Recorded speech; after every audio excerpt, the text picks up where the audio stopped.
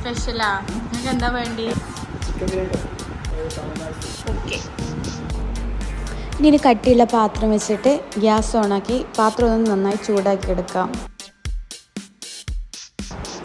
ചൂടായി വരുമ്പോൾ അതിലേക്ക് 2 table spoon oil, 1 table spoon olive oil, 1 teaspoon നെയ്യും ചേർക്കുന്നുണ്ട്. ഇത് ചേർത്തിട്ട് നന്നായി ഒന്ന് ചൂടാക്കി എടുക്കാം.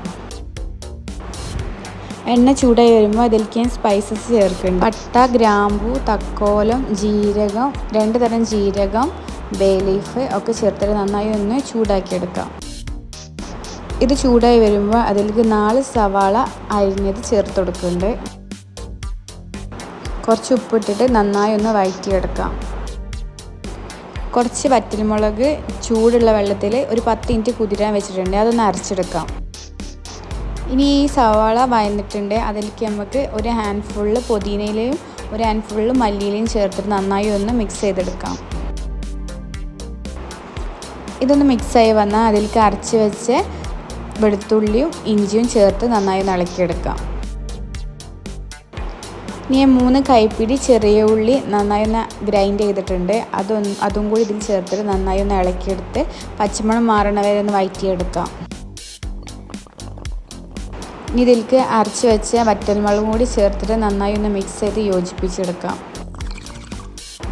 ഒരു 5 പച്ചമുളകും കൂടി ഞാൻ ചേർക്കുന്നുണ്ട്. നന്നായി വന്നേക്കണേ. ഇനി നമുക്ക് ഇതിലേക്ക് 2 teaspoon garam masala, 3 table spoon മല്ലിപ്പൊടി, 1 ടീസ്പൂണ് മഞ്ഞൾപ്പൊടി ചേർത്തിട്ട് നന്നായി ഒന്ന് മിക്സ് ചെയ്തെടുക്കാം. ഇനി ഇതിലേക്ക് നിങ്ങൾക്ക് എരിവ് ആവശ്യമുണ്ടെങ്കിൽ ഒരു 2 ടീസ്പൂണ് മുളക് പൊടിയും കൂടി ചേർക്കാം. പാകത്തിനുള്ള ഉപ്പും കൂടി ചേർത്തിട്ട് നന്നായി ഒന്ന് മിക്സ് ചെയ്തെടുക്കാം. ഞാൻ ഇതിലേക്ക് 1 കപ്പ് തൈര് ചേർക്കുന്നുണ്ട്. നന്നായി ഒന്ന് യോജിപ്പിച്ചെടുക്കാം. ഇനി ഞാൻ ഇതിലേക്ക് 5 തക്കാളി അരച്ചത് ചേർത്ത് കൊടുക്കും. നന്നായി ഒന്ന് വഴറ്റി കൊടുക്കാം.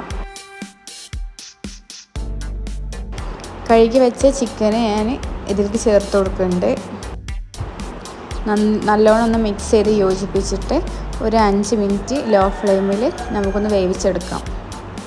ഇനി ഇതിലേക്ക് ഞാൻ ഒരു ഹാഫ് ലെമൺ ജ്യൂസും കൂടി ചേർക്കുന്നുണ്ട്. ഇനി ഒരു 50% വേവാവണ വരെ ഇത് അടച്ച് വെച്ചിട്ടൊന്ന് വേവിച്ചെടുക്കാം.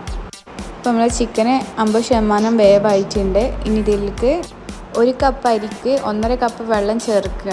അതിന് പകരം ഇതിൽ ചിക്കനുള്ള വെള്ളം ഉള്ളതുകൊണ്ട് ഞാൻ 1 കപ്പ് വെള്ളം തന്നെ ചേർക്കണുള്ളൂ. വെള്ളം നന്നായി ചൂടാക്കി എടുത്ത് മാറ്റി വെച്ചിട്ടുണ്ട്. അപ്പോൾ ഇതിലേക്ക് ആവശ്യമുള്ള വെള്ളം കൂടി ചേർത്തിട്ട് ഒന്നും കൂടി തിളപ്പിച്ചെടുക്കാം.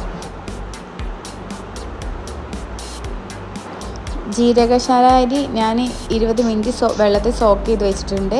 അത് കഴുകി ഊറ്റിയിട്ട് ഇതിലേക്ക് ചേർത്ത് കൊടുക്കുകയാണ്. എന്നിട്ട് ഒന്ന് ചെറിയ രീതിയിൽ മിക്സ് ചെയ്തൊന്ന് യോജിപ്പിച്ചെടുക്കാം. ഫൈനലി ഞാൻ 1 ടീസ്പൂണ് നെയ്യും കൂടി ചേർക്കുന്നുണ്ട്. കുറച്ച് പുതിനയിലയും മല്ലിയിലയും കൂടി ചേർത്തിട്ട് ഒരു ഫോയിൽ ഉപയോഗിച്ചിട്ട് നമുക്ക് ദം ചെയ്തെടുക്കാം. കറക്റ്റ് 30 മിനിറ്റ്സ് കഴിയുമ്പോൾ നമുക്കിത് തുറന്ന് നോക്കാം.